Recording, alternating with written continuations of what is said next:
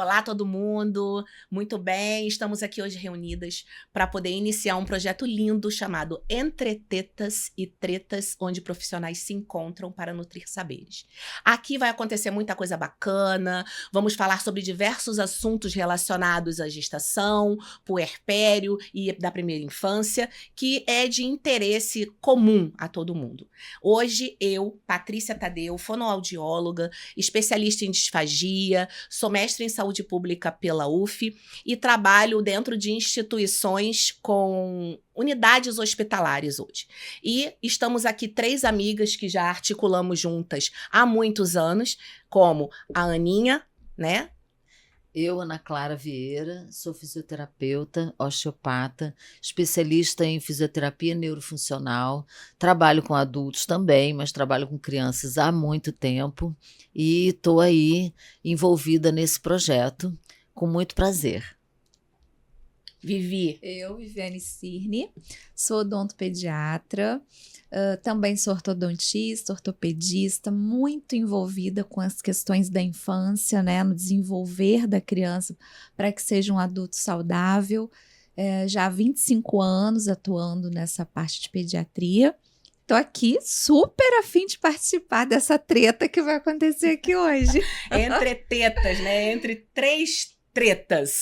Isso. Nós já trabalhamos juntas, né, gente, há muitos anos. Nós articulamos os nossos saberes em prol da solução de problemas de amamentação. Então, onde nós 3 estamos é porque as coisas estão sofrendo algum tipo de impasse, dificuldade, impeditivo. Então, trabalhamos quase que especificamente, quando estamos juntas, pelo menos, com a amamentação crítica. Sim. Exatamente. Né? E hoje nós nos reunimos com o seguinte tema.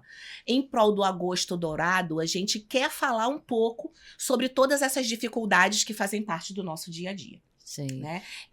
Eu vou sugerir que a gente comece, por exemplo, falando sobre essa avaliação inicial dentro das maternidades, dentro das UTIs neonatais, que é de onde partem essas dificuldades num primeiro momento até que elas cheguem nas 3 especialidades, né? Uhum. Então, vou falar um pouquinho sobre a avaliação funcional fonoaudiológica, pode ser? Pode. Claro, é onde tudo começa, Então, né? a avaliação funcional fonoaudiológica, ela tem o papel de avaliar a prontidão daquele bebê para sucção ao seio materno. Uma coisa que eu gosto de respeitar muito, por eu ser formada pela iniciativa Hospital Amigo da Criança, é de respeitar aquele momento do pele a pele, que são Sim. aquelas 3 primeiras horas. Então, quando alguém me chama ali naquele momento para poder resolver algum impasse, eu sempre prefiro aguardar o final do pele a pele. Porque se eu entro no pele a pele, eu já interrompo o pele a pele. Porque eu preciso reposturar a criança, movimentar a criança, tirar a criança do contato com a mãe para poder fazer uma avaliação funcional. E se eu entro naquele momento, eu interrompo esse primeiro momento de adaptação, esse contato com a microbiota materna que é estritamente importante, então eu prefiro esperar. Então, passado esse momento, se eu sou solicitada para poder avaliar essa questão da sucção, que pode vir ali ter algum impasse, alguma dúvida com relação à equipe, eu me posiciono. E como eu me posiciono? Primeira coisa que eu faço é fazer uma avaliação observacional. Eu posturo essa criança, às vezes olho até no colo mesmo da mãe, como que ele tá naquele momento, ou no bercinho, ou no colo do pai, da Dinda, quem tiver ali alojado com aquela família. Sim. E faço uma observação das posturas em repouso. Como é que tá a cabeça desse bebê? Como é que tá o alinhamento corporal desse bebê? E a partir dessa observação, eu passo para uma avaliação onde eu ponho as minhas mãos, toco nessa criança para poder sentir ali todas as outras observações que eu preciso fazer. A simetria craniana, para mim, é uma coisa muito importante. se essa criança tem algum nível de contração muscular, se esse alinhamento corporal dele é uma criança que tem um tônus, ou se é uma criança mais largadinha, mais relaxada, se esse bebê, ao receber os meus toques, se ele tem respostas funcionais primitivas ali daquele momento que sejam inerentes àquele período evolutivo. É claro, né, que eu já me inteirei do prontuário, história de gravidez e parto, tipo de parto realizado, se teve alguma intercorrência na sala de parto antes de olhar o bebê, óbvio. Até esqueci de falar sobre isso. Mas a gente precisa se inteirar primeiro da história do indivíduo. E isso é uma coisa que eu me apodero sempre primeiramente. Exatamente. E isso, tudo que você está falando é muito importante que as mães saibam. Porque tem mãe que não sabe disso, vai sem saber, às vezes é o primeiro filho, né? Então ela não sabe de tudo isso, ela nunca passou por isso, ela não sabe que ela tem direito, por exemplo, a amamentar o filho dela, né? Essa golden hour, né, que a gente fala, né, que é a hora de ouro, que é a hora que ela precisa, as primeiras horas do bebê, ela tem direito de colocar aquele bebê no peito, isso é precioso, né? É um estímulo para o bebê, é para ela, é o contato pele a pele. Então, você respeitar esse momento, não interromper isso é maravilhoso, né? E essa questão toda que você falou, né, da fonoaudióloga, antes da fonoaudióloga intervir, né, ela entender toda como foi a gestação, ter o interesse de ir lá no prontuário olhar, porque a gente sabe que isso não acontece, né? Assim, não são todos os profissionais que fazem isso. Então, se inteirar de como foi essa gestação, porque isso pode sim influenciar na amamentação. Sim. Se inteirar de como que olhar, não só pedir ali olhar a língua, mas olhar o bebê todo, ver como é que tá a cabecinha desse bebê. Esse bebê pode ter ficado sob uma pressão muito intensa na barriga, tá com uma cabecinha com uma certa deformação de formato ali, isso vai influenciar na língua para amamentar. Já se sabe, né, que os movimentos intrauterinos, eles são importantíssimos para tudo, inclusive para desenvolver a expansão da laringe, né, o bocejo, o soluço intrauterino. E outra coisa também que é colocada, que alguns fatores já modificam, já impactam, né, negativamente no movimento intrauterino. Por exemplo, problemas com o líquido amniótico, se é muito, se é pouco, hipertensão, diabetes gestacional, crescimento intrauterino restrito. Então, uma série de coisas, até medicações, né, influenciam nisso. Então, às vezes o bebê vem com um histórico e quando ele é colocado no peito, né, mãe, o binômio ali, né, mãe e bebê, não se adapta bem, a gente tem que ver se teve algum histórico anterior para isso, né? Óbvio que a gente vai tentar resolver, ajudar no que está ali presente naquele momento, mas o histórico já acende uma luzinha para a gente buscar naquele bebê se algum fator daquele, né, que é previsto está naquele momento influenciando, né, e direcionar até a nossa avaliação. Exatamente.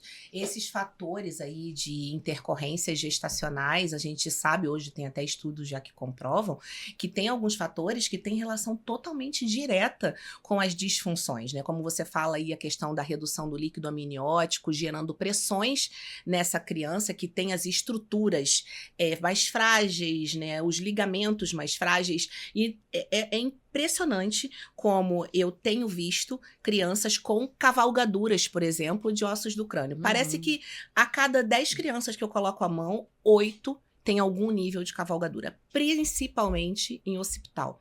E a gente precisa compreender que uma cavalgadura, né, de ossos do crânio que deveriam estar alinhados e não sobrepostos ali naquela junção, podem gerar alongamentos ou estiramentos de estruturas de quadrante ou compressões que podem gerar dificuldades para o desempenho da função de sucção. Então, avaliar um bebê, fazer um teste da linguinha, considerando especificamente fatores anatômicos da língua, para mim, na minha opinião, é um grande equívoco. Uhum. É um grande equívoco. Aí a gente fica submetendo bebês a procedimentos cirúrgicos que poderiam ser evitáveis com uma alteração, com um atendimento com a osteopatia para ajudar a fazer liberações. É assim que fala, Ana? Liberações?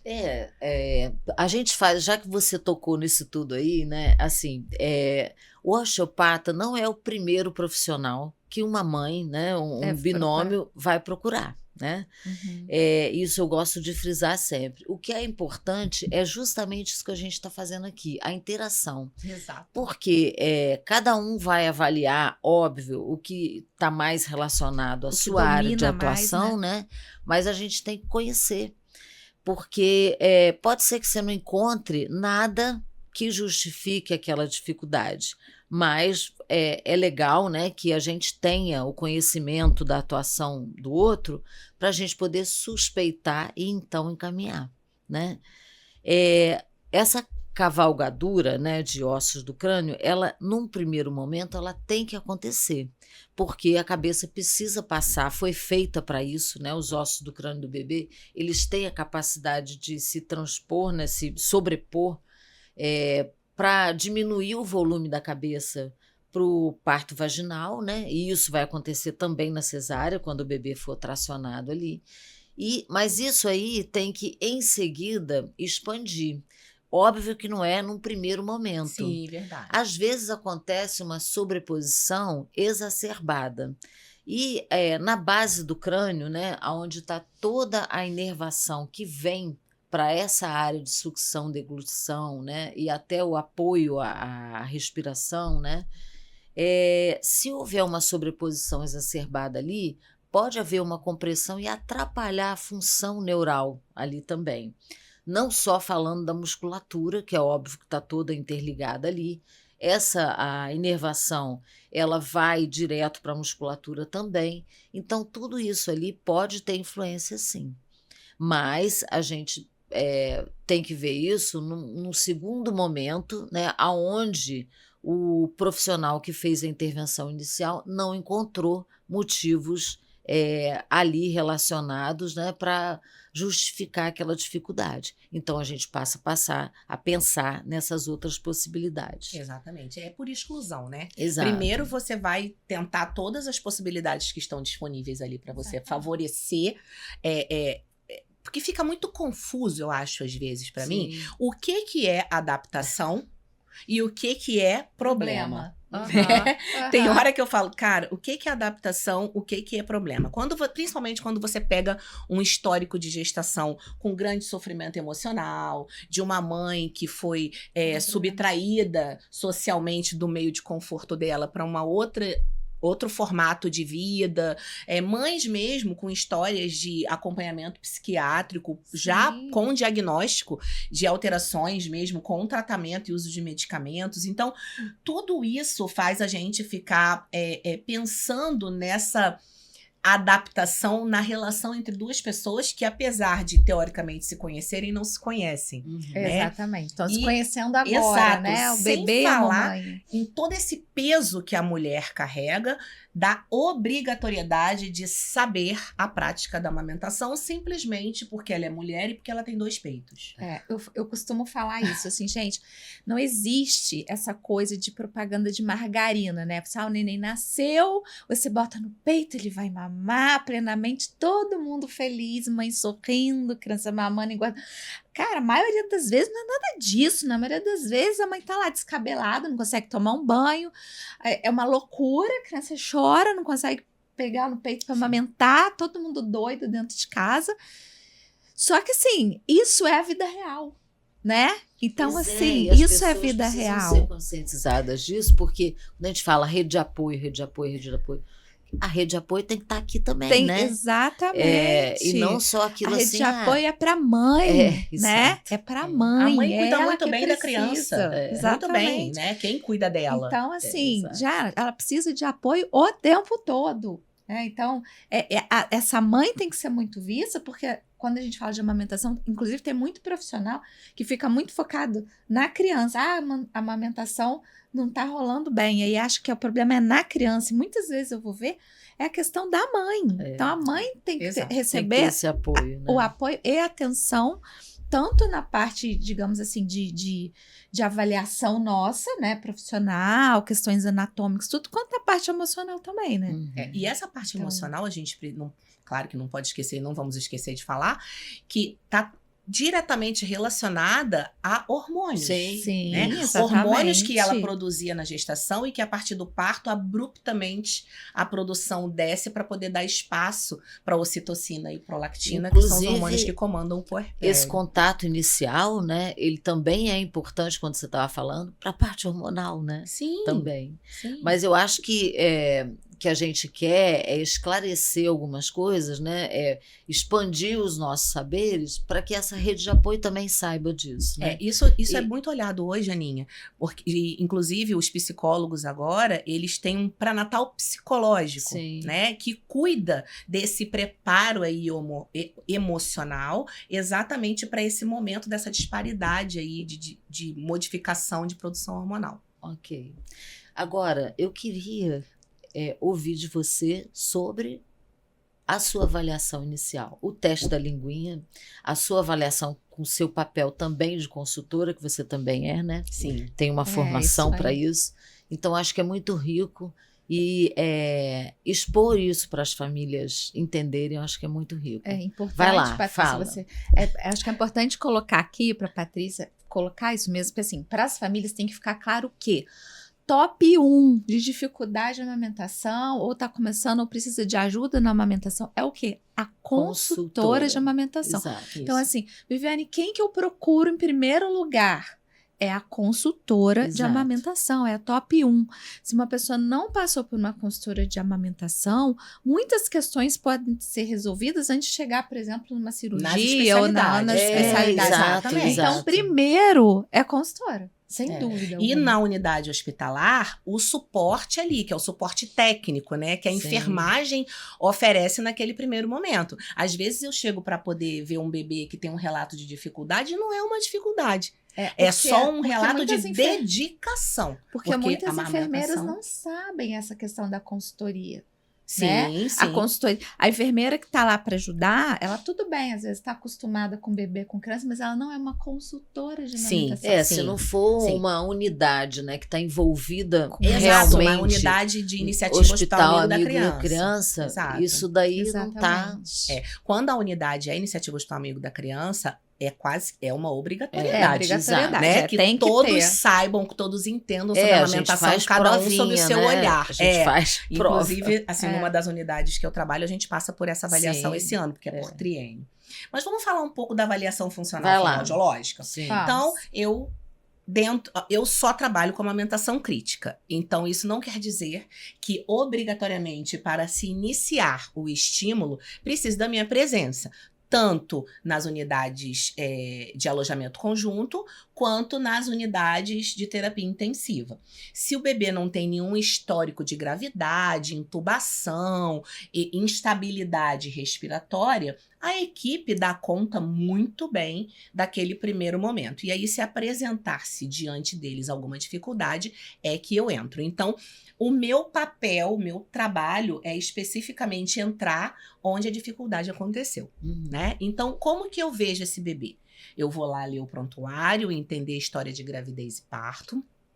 Eu avalio diretamente o bebê, primeiro, observacional, como é que aquele indivíduo se comporta ali, e começo a avaliação funcional fonoaudiológica, que avalia simetria craniana, posicionamento dos ângulos da mandíbula, que é uma coisa importante para mim. As pessoas precisam entender que o bebê naturalmente tem um queixo menor, Sim. mesmo que é uma questão fisiológica preparada para a passagem no canal vaginal. Exatamente. Né? Mas algumas crianças que não chega a ser uma deformidade, eu falo muito isso, gente, não é uma micrognatia, é uma retrognatia Exatamente. fisiológica, só que com quesinho um pouco mais posterior do que aquilo que a gente está acostumada. E aí essa projeção de mandíbula que é necessária para acontecer a projeção da língua numa posição mais anterior para a sucção, ela acontece de uma maneira menos eficiente. Sim. E aí esse bebê aí tem algumas compensações que a gente vê.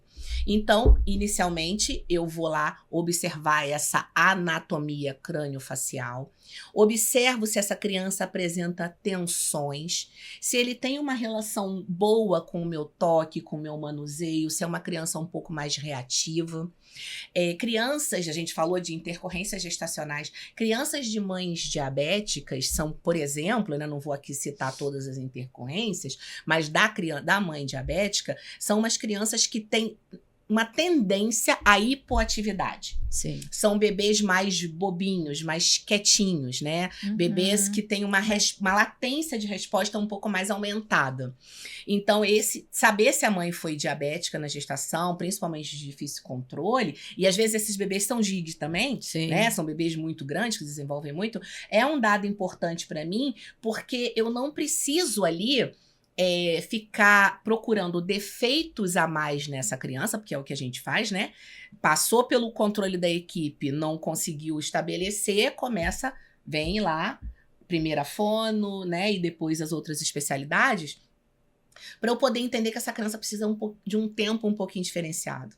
Que essa mãe, inclusive, pode ter um colostro que faça uma trajetória de evolução um pouco mais lenta, né? O colostro, normalmente, ele é brilhante, gotejante, escorredor. E essa mãe diabética, ela dá uma persistida ali no brilho, ela dá uma persistida no gotejante, no escorredor, para apojar. Então, se a apojadura demora aí de 3 a 5 dias... E o que é apojadura? Vou falar. Se a apojadura demora aí de 3 a 5 dias, nessa mãe diabética, ela pode demorar 5 dias ou um pouquinho mais. E essas crianças têm um olhar diferenciado aí na internação, né? A apojadura, fazendo uma vírgula aqui, é o momento em que acontece a lactogênese 3. A lactogênese 1 é o desenvolvimento das mamas, das glândulas, o preparo do corpo através dos tubérculos de Montgomery para a amamentação. A lactogênese 2 é ali, ó, aquele recorte imediatamente após o parto, onde o colostro já brilha ali em algumas horas. E a lactogênese 3 é quando ela passou por essa evolução, brilho, gotejamento e escorrimento, e já chegou no aumento do volume do leite ali. Normalmente as mulheres fazem apojadura pontual, que é aquele boom. Eu brinco com elas e falo assim, você dorme com a mama molinha e de madrugada você acorda que você não consegue nem abaixar os braços, né? De tão entumecida, túrgida que a mãe fica. Não é um engurgitamento mamário, né? Isso já é algo que faz parte de uma anormalidade, mas uma mama túrgida, uma mama cheia, com as veias mais aparentes, as glândulas bem... a produção em franca atividade. Esse momento de apojadura ali é importante, porque toda essa evolução de colostro que a gente está falando, e vamos falar de uma forma didática, que é colostro ali mais ou menos 15, 21 dias, segundo algumas literaturas, mas não tem um marco pontual, que acompanha o desenvolvimento do tamanho do estômago do bebê. Né? Por isso, às vezes eu escuto muito, eu sou chamada e falo, eu não tenho leite. Né? Meu colostro é 0. Eu acho que é bem importante assim explicar para as mães que aquelas mães de primeira viagem, tá? O colostro é o que sai no peito antes do leite realmente descer. Do volume né? aumentar. Só para quem não 3, sabe, 5 quem nunca dias. teve filho de 3 e tal, a 5 para dias. entender. Você né? vai ter volume mesmo de 3 a 5 dias. Né? O estômago do bebê, quando ele nasce, ele tem uma capacidade gástrica de 1 a 3 ml. Ali nos 3 primeiros dias. Né? E esse estômago, ele enche, esvazia, ele vai desenvolvendo, se preparando para o momento que essa mulher vai apojar, vai aumentar o volume. Né? Então, ele precisa realmente ter muitas mamadas a cada 24 horas. Porque nem cabe, né? Exatamente. E quando você vai avaliar, tudo está no começo, né? Tudo está no começo. Eu Exato. preciso solucionar aquele problema para que essa criança tenha um desfecho de aleitamento materno exclusivo. Exato. A minha função é essa: fazer com que essa criança saia do hospital, essa mãe um pouco mais empoderada, sob aquele manuseio da amamentação exclusiva, e esse bebê com chances muito reais de progredir acreditando no processo como um todo. Porque se a mãe está em perfeito estado de saúde e o bebê está em perfeito estado de saúde, é esperado Que tudo que, dê certo. que tudo dê certo. E o que você encontra de impedimento disso? Mitos. Muitos mitos, né? Essa questão do volume, eu não tenho leite, eu digo para elas, realmente, esse momento não é para ter leite. Esse momento a gente tem colostro, que é um volume menor, um volume mais restrito, que também é proporcional à capacidade gástrica do seu bebê. Esse bebê, imagina, eu brinco com elas, imagina se você sai da sala de parto com esse peito cheio de leite e esse bebê que ainda não aprendeu a mamar. Sim. Que ainda não tem uma autorregulagem, né? E tem um outro mito também, amamentar de 3 em 3 horas. É outro mito que eu tenho que enfrentar. Então, se você tem um bebê GIG, de mãe diabética, com um risco de fazer hipoglicemia, e você amamenta de 3 em 3 horas com aquele volume reduzido, mesmo com uma capacidade gástrica menor, a chance desse bebê ter alguma intercorrência no puerpério imediato, ela se potencializa, né? Então, a livre demanda, ela deve acontecer desde o nascimento. Eu até brinco, é uma livre demanda com um olho no peixe e um olho no gato. Porque não é deixar o bebê à vontade dormindo, não. Você sabe que um bebê tem que ter de 8 a 10 mamadas a cada 24 horas. Então, essa livre demanda tem que ser monitorada, gerenciada. Por quem? Pela rede de apoio. Né? A mulher está ali disponível para amamentar o bebê dela. E a rede de apoio que se ocupa, né, desses pormenores, vamos dizer assim. Eu digo que, assim como tudo com planejamento na vida, Aninha, é mais fácil, né? Sim, claro. Tudo que você planeja tem muito mais chances de dar certo, né? Sim. Então, assim como ela planeja a gestação, ela planeja o tipo de parto que ela deseja, o hospital que ela vai parir, o obstetra que vai acompanhá-la, ela precisa planejar a amamentação e se informar. Porque quando você chega naquele momento munida de informação, as dificuldades elas não são tão monstruosas quanto quando você não tem informação nenhuma. E aí esses mitos culturais enraizados que a gente tem uma dificuldade muito grande de desfazer, lá na ponta onde o desequilíbrio hormonal está acontecendo, essa mulher está em blues puerperal intenso, já iniciado, é muito mais difícil você contornar aquilo que ela ouviu uma vida inteira de pessoas importantíssimas na vida dela, como mãe, vó, sogra, né? A experiência com sucessos e fracassos que essa mulher teve, sem planejamento nenhum, é muito difícil. Sim. Eu que tenho que resolver isso em 48 horas. E aquelas questões, se você ouve assim, porque ninguém na minha família tem leite, eu também não vou ter. Exatamente. E aí você fala, não, minha filha, vambora. Querida, você vai ter. Meu bem, tem 2 peitos saudáveis? Fez mastectomia? Não, então temos produção sim. Vamos ter produção sim, né? É claro que você tem hoje até mesmo o Ministério da Saúde já aceita algumas considerações com relação à baixa produção. Mas isso não é uma realidade numa grande monta estatística. Né? Isso são as exceções e não a regra. E fora os mitos, o que de fato é dificuldade? De fato é adaptação entre os dois. Eu observo que os bebês, eles viviam dentro de um invólucro, quentinho, escurinho, respiração líquida, totalmente nutridos pela mãe, totalmente amparados e protegidos sem ter que fazer absolutamente nenhum esforço. Ele nunca foi tocado. De repente, esse ser nasce, principalmente as crianças que nascem de parto cesárea, porque eles são pegos de surpresa para o nascimento, para a nova vida, para a nova etapa. sem querer fazer nenhuma crítica com relação à escolha, né, desse método, nada disso. Eu acho que a mulher, ela é dona do próprio corpo, e o corpo dela, quem decide o que vai ser feito é ela. Mas isso para o bebê é um diferencial. E aí ele que teve uma vida totalmente nômade, ele se vê diante de estímulos de luminosidade, toque do obstetra, toque do pediatra, toque da enfermagem, toque da mãe, toque do pai, toque da fonoaudióloga. São mãos diferentes, temperaturas diferentes. É como se fosse um bombardeio sensorial. E alguns indivíduos se ressentem com isso, né? Ficam irritados com isso. E isso em condições típicas, como do nascimento dentro da maternidade para dentro do alojamento conjunto.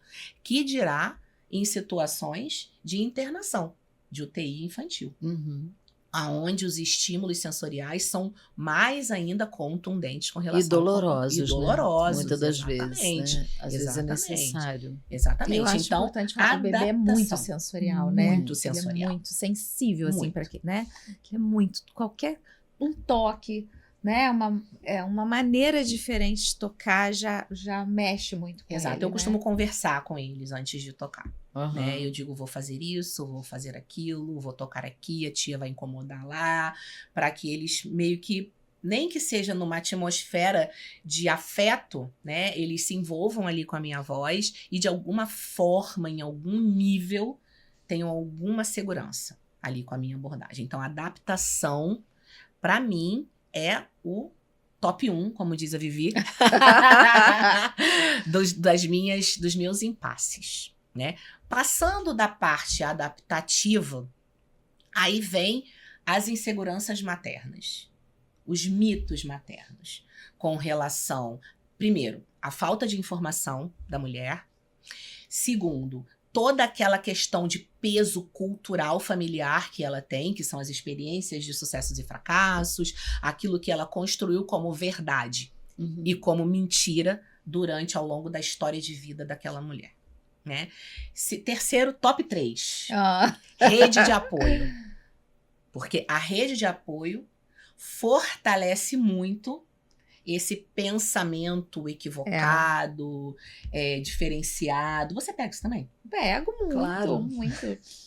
É muito importante a gente nota, assim, quando você... Geralmente as mães não vão sozinhas, né? Vão com o pai, a mãe, ou a sogra, enfim. E você vê muita diferença naquela que tem uma rede de apoio que tá ali, que fala, não, você vai conseguir, vamos. E a outra fala assim, larga isso. Vamos pra mamadeira, fica dando trabalho. Seu irmão mamou e não morreu. Exatamente. Tá aí, ó, tá vivo, tá gordinho. Fez né? faculdade, casou. Então, assim... E assim, eu vou toda semana, né, na sala de espera de uma pediatra, conversar com as mães que acabaram de sair, né, do parto e tal, os bebezinhos. E algumas mães não querem nem conversar. Tipo assim, não, eu já decidi que eu não quero dar, sabe? Não quero dar porque eu não consigo, porque ninguém na minha casa conseguiu. Então, realmente, tem muito mito, muita coisa que eu acho que... Eu fico com pena do bebê, porque eu vejo uma mãe completamente capaz de amamentar, mas que desistiu por medos, por mitos, por coisas que falaram para ela. Falta de apoio. Por uma falta de apoio. Suporte, conhecimento, né? Exatamente. Não se prepararam, né, para esse momento, que é uma sequência da escolha E eu acho o pior que tem umas que se fecham mesmo. Acho que para se proteger, né, eu não consigo, eu já decidi, tipo, eu tô ali para oferecer ajuda, mas ela tá com tanto medo de falhar que ela se fecha. Sim, e aí vem essa questão estrutural que a mulher Ela sofre fecha, socialmente, né? Sim. De responsabilização por coisas que não são responsabilidade somente dela, né? Então, a rede de apoio, eu acho que a rede de apoio, eu coloquei no top 3, mas eu acho que ela transita no top 1, no top 2, Sim. né? Porque eu brinco que sem rede de apoio, não há amamentação. Não. A mulher sozinha, decidir sozinha, bancar isso sozinha, principalmente quando ela tem dificuldade, é muito difícil. Né? E acho que top 4 vem as alterações estruturais, funcionais mínimas, pequenas. É esse queixinho que é um pouquinho mais para trás, mas que não chega a ser uma deformidade. É esse bebê que na hora foi um bebê de difícil extração, ali na hora do parto, ou um período expulsivo um pouquinho prolongado. Uma redução de líquido amniótico, que ele sofreu algumas compressões. Então, as alterações estruturais e funcionais mínimas ali. E no top 5 são as alterações estruturais grandes, né? Malformações reais, aquelas que vão trazer repercussão no desenvolvimento da primeira, segunda infância até a vida adulta. Né? São intercorrências gestacionais graves, mães com doenças graves com repercussão no bebê. Então, eu acho que a minha ordem, né, de avaliação das intercorrências que eu vivencio no meu dia a dia, as 5, o top 5 seriam essas, assim, nessa ordem aí. Ok. E falando da rede de apoio ali no centro, circulando em todas. Em todas. Então, vamos lá no top 4, né? Essas alterações mínimas, né? Como é que você avalia isso? Como é que você orienta isso? Eu acho que cabe muito o contexto da osteopatia, né? Nesse processo também. Muito. Mas vamos esclarecer isso? Vamos lá. Top 4 e 5. Top 4 daqui para frente. Então, no top 4, né? Sim. Alterações estruturais mínimas. Né? Então, vamos lá num teste da linguinha com uma anquiloglossia ali leve. Um freiozinho preso só pela parte anterior, uma língua que tem um desenvolvimento de mobilidade, que transpassa a reborda alveolar inferior, uma criança que vai ao seio materno, que gera uma repercussão na mama da mãe mínima. Às vezes não chega nem a gerar uma fissura de grau 1. Mas gera lá um amassamento desse mamilo ao final da amamentação. Mamilo no formato de batom. Exatamente, no formato de batom. Algo que você olha ali, que você fala, isso pode progredir se a gente não fizer alguma interferência, né? O que eu olho nesse bebê que eu tenho que solucionar esse problema ali em 48 horas? Porque é o tempo que eu tenho. Eu tento agilizar, estudar uma estratégia de posicionamento. Então, eu procuro ali, de acordo com o que eu observo no bebê, a melhor postura para ele ir ao seio. Papel de consultora. Papel de consultora, exatamente. Mas a gente está falando de alteração estrutural mínima, né? E a consultora não tem essa competência de fazer esse diagnóstico. Exato. Mas ela, com certeza, teria... Ela vai ver que tem alguma coisa, não vai saber vai diagnosticar. fono. Tem algum problema aqui. Igual eu faço com você. Tem um problema grave aqui, mas quem tem competência para fazer a diagnóstica é a Vivi. Com a Ana também. Já mandei bebês pra Ana assim, Ana, olha, não vejo nada, não sei o que essa criança tem, cara. Mas tem alguma coisa. E depois ela fala, é isso aí, uma coisa que eu nunca esqueci. A face coaptada, né? O nosso último bebê. Foi? Então, assim, era um bebê que, assim, fadado ao fracasso, emagrecido, inclusive. Né? Então, voltando lá, eu tenho que solucionar aquilo. Então, são estratégias. Terapeuticamente, eu não consigo mudar muita coisa nesse curto espaço de tempo. Por mais que o bebê tenha um aprendizado muito veloz de modificações de comportamentos, né? Ele responde muito rápido. Por exemplo, eu tenho um bebê que ele engoliu muito líquido amniótico, a maturação estrutural mínima, e eu não quero que faça uma lavagem gástrica nele, porque, cara, nascer já é traumático. Ainda vai enfiar uma sonda dentro da boca desse menino, puxar o líquido que tá lá, né? Vamos provocar um desconforto sensorial gigante nele. Ele vai demorar um tempo para poder passar aquele desconforto, minha abordagem vai ficar comprometida. Então eu falo, dá um tempinho para mim. Deixa eu tentar fazer esse resíduo passar. Né? Então, qual é a minha abordagem? Abordagem terapêutica para poder fazer esse bebê desenvolver a sucção, porque às vezes ele tá só mordendo, porque tá saciado. Você acabou de comer um prato de feijoada e aí eu quero te dar um prato de buchada? Ele não quer, ele tá de barriga cheia realmente. Então, ele se comporta como uma pessoa saciada. Então, eu vou ali na abordagem terapêutica, mostrar o interesse através da exacerbação da percepção dos reflexos primitivos, para que essa criança desencadeie sucção e, através da sucção não nutritiva, ele possa fazer uma peristalse e fazer esvaziamento gástrico pylórico. Aham. Então, é uma estratégia que eu uso ali. As posturas, eu brinco com as meninas da enfermagem. Gente, freio curto, cavaleiro. Bebê sacudidor, invertido. Né? Então, essas medidas posturais de melhor controle, empoderamento materno, isso gera uma onda de estabilidade na segurança do bebê. E aí a chance de sucesso aumenta. Então, são estratégias curtas de respostas rápidas. Às vezes eu atendo 3, 4, 5 vezes o mesmo bebê em 4 horas. Aham. Né? E eu preciso respeitar esse tempo de atendimento, porque a gente está falando de incômodos sensoriais. Porque é isso que a fonoaudiologia faz. A fonoaudiologia desorganiza o bebê para que neurologicamente ele se reorganize na função. Mas isso também gera estresse. Uhum. Então tem que ser um tempo curtinho ali de abordagem. Então, às vezes, dependendo do bebê, se é um bebê que responde bem, eu vou 1, 2, 3, até solucionar.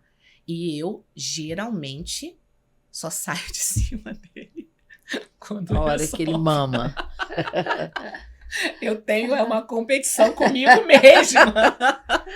Eu acredito muito na amamentação. Aham. Eu acredito absurdamente na É amamentação. maravilhoso. Acredito no potencial das mulheres, acredito no potencial dos bebês e acho que elas são subestimadas nesse desempenho Aham. pela rede de apoio, Sim. que às vezes é muito frágil. Não estou dizendo que as pessoas são algozes, Não, né? às Das vezes por falta de puérperas, não. conhecimento. Não. Né? Exato, falta de nível de instrução. Então, a minha abordagem, quando eu tenho, principalmente, vamos falar um pouquinho só do teste da linguinha, né? Sim. Porque É tem muito toda importante, a né? portaria Existe uma lei, né? que ampara Que ampara a avaliação exatamente. anatômica, Aham. né? E aí, Que deve ser feita no hospital. no hospital, exatamente, naquele primeiro momento, e que essa intervenção seja o mais precoce possível, né? Sim. Eu não fecho nem com um lado e nem com o outro, né? Eu vou pro caminho do meio. Então, eu acho que a identificação da anquiloglossia ela é importante, mas o quanto ela tem de repercussão no desempenho da função e no sucesso do aleitamento materno exclusivo é muito mais importante do que a característica anatômica. Exatamente. Né? Então, eu digo que isso fique bem claro. bem claro, né? não Porque, esperem de assim, mim olhar uma criança com uma inserção, né, daqueles pontos principais que a gente avalia ali. aham. Postura de lábio em repouso, né? Vamos falar desses principais. Uhum. Posicionamento da língua durante o choro. Uhum. Como é que é a inserção desse freio embaixo da língua, né? Ali no soalho, aonde que ele se insere na língua. Né? Se ele tá na ponta, se ele normalmente ou habitualmente ele tem que estar do terço médio para baixo e não do terço médio para cima. Eu pego direto assim, tipo um pentelésimo de milímetro acima do terço médio, cara. Aí eu falo, gente, Meu Deus, né? meu Deus, né? Tem uma e às vezes você olha aquele freio, outra coisa, se ele é fino, se ele é grosso. São características importantes Sim. nessa avaliação ali. Então, às vezes, eu olho essa criança que tem uma alteração mínima, com uma repercussão gigantesca. Sim. Uhum. Olha uma criança com freio na ponta da língua, uma língua que faz um coração ao choro, e a criança tem repercussão zero. Zero. Mama, que é uma beleza. Então, eu acho O que eu faço, Ana? importante. Indico a frenectomia ou não? Então, eu acho que é importante a gente falar aqui, primeiro, né, da avaliação não só anatômica e funcional, e também da reavaliação, que é uma coisa que a gente vê que não perfeito, acontece. Perfeito. Os serviços têm que oferecer isso, né? Tem que oferecer. E a gente não vê mesmo. Porque se você tem que avaliar ali nas primeiras horas, gente, é aquilo que a gente falou no início. O que é problema, o que é adaptação. Né? Exato. Cara, tem gente que faz limonada de limão e tem bebê que faz também. É. Né? Ele resolve a treta dele Sim. ali, sem precisar de ninguém até. Né? Então tem que avaliar, identificar, deixar isso como se fosse uma luz amarela, um sinal de alerta. Dentro do seu serviço, isso tem que ter uma continuidade. E que o sinal de alerta não seja só o freio, né? Não. Porque se você deixar só pelo freio duvidoso, e o outro contexto geral, né? O restante. Exatamente. Com relação ao freio duvidoso, Ana, o que marca o freio duvidoso diante da lei e do protocolo é um score. Entre 5 e 6, 4 até 4, se ela fizer uma pontuação até 4, é um freio normal. Entre 5 e 6 é um score duvidoso. A partir de 7 em diante é a indicação lá de intervenção. Como que eu me comporto diante do freio duvidoso? No freio duvidoso, eu diagnostico ele, identifico a dificuldade. Se eu não conseguir regular aquela dificuldade, adaptar aquela criança para o aleitamento materno exclusivo, eu gero um alerta dentro do registro do cartão de vacina e no teste para que essa criança, na reavaliação, seja olhada nessa totalidade daquilo que eu observo ali dentro do duvidoso. Sim, a reavaliação, né? Muito importante. Isso, a reavaliação tem que acontecer. Você avaliar um freio como duvidoso e ele não tem um segmento de acompanhamento, inclusive, estou aqui para falar, como a gente está dizendo o tempo inteiro, que não é estritamente uma avaliação anatômica, a amamentação tem que ter reavaliação. Né? Dentro de um dos serviços que eu trabalho, é rotina, entre o 7º e 10º dia de vida do bebê, esse bebê passar por uma avaliação dessa amamentação para ver se está tudo bem. Crianças... Mesmo que não tenha o tal do freio duvidoso. Então, a única coisa a mais que eu gero nessa criança com o freio duvidoso, com essa anatomia diferenciada, é um relatório. Um relatório que a orientação à mãe, ao pai, à rede de apoio, e um relatório que vai acompanhar essa criança na reavaliação. E quem faz essa reavaliação? Essa reavaliação da amamentação é uma consultoria de dentro do hospital que é treinada por mim, por toda a equipe, por ser uma iniciativa Hospital Amigo da Criança. Então, essa reavaliação é passada por essa equipe, vamos dizer assim. Então, aquele hospital, aquela mãe que ganhou no hospital, que não é um Hospital Amigo da Criança, é interessante que ela busque uma consultora de amamentação. Sim, a consultora para passar por essa reavaliação. Tem que ter um acompanhamento da consultora. Sim, essa consultora, na verdade, na minha opinião, na época que eu fazia consultoria, eu tinha um pacote que tinha uma consulta antes do nascimento do bebê, aonde você tem contato ali com a gestante, com a rede de apoio dela, para poder fazer todas essas orientações. Sim. Né? E aí, depois, mais 2 encontros pós-nascimento. Eram 3 encontros. Excelente, se tivesse que é o ideal. Que é o ideal. O ideal. Então, essa consultoria tem que ser contratada antes. Sim. É um planejamento. Ninguém compra o enxoval depois do nascimento. Exatamente. Né? Você tem que ser tudo antes. E aí, essa criança que tem um resultado de score duvidoso, que leva esse relatório, no caso do retorno dela na consultoria, ela apresentar dificuldades, lesão nas mamas ou qualquer outra complicação, eu sou acionada para esse bebê. Então, nesse acionamento, eu reavalio mais criteriosamente e aí eu defino. Dependendo do tipo de alteração que eu abordei, se é uma alteração estritamente do teste da linguinha, ou se é uma alteração do teste da linguinha combinada ali com alguma assimetria, com alguma atipia crâniofacial e corporal, e aí eu decido ali junto com a família esses encaminhamentos, ou para Viviane Cirne, ou para você. Sim. Né? Então, é dessa forma ali. As crianças com alteração mesmo, diagnosticadas, score 7, 8, 9, 10, 11, já peguei até 12, né, de score, essas crianças passam pelo mesmo crivo, porque eu não acredito em avaliação estritamente anatômica. Eu acredito em avaliação anatômica, funcional, acompanhamento e reavaliação. Sim. Então, é o mesmo fluxo. Só que essa criança com alteração real, dependendo do estágio de comprometimento que tem ali, às vezes eu chego no quarto, a mãe já tem lesão bilateral nas mamas. Já tem fissura grau 2. Já tem ali uma impossibilidade quase que de amamentar exclusivamente. Mãe que precisa ordenhar para oferecer no copinho o próprio leite. Então, eu encurto a reavaliação. Então, uma reavaliação que aconteceria em 7 dias, naquela mãe ali vai 2, 3, no dia seguinte, né? Eu encurto esse intervalo de tempo para reavaliação. Ok. Sim. Ok.